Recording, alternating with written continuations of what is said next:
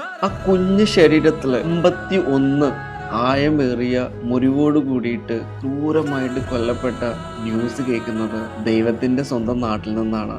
സ്വന്തം സുഖത്തിനും സന്തോഷത്തിനും വേണ്ടി പെറ്റ കുഞ്ഞിനെ കൊല്ലാൻ വേണ്ടി കൂട്ടുനിന്ന ഇവളെ എങ്ങനെയാണ് അമ്മയെന്ന് വിളിക്കുന്നത്?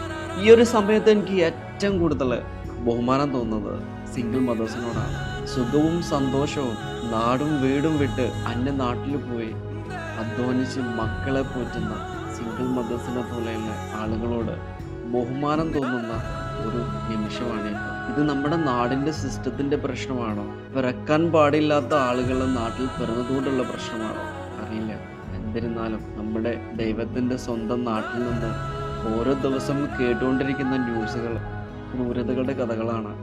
ഇനിയും കണ്ണടക്കാത്ത സിസ്റ്റം നമ്മളെ നാട്ടിൽ ഉണ്ടാവട്ടെ. പ്രാർത്ഥിക്കാം.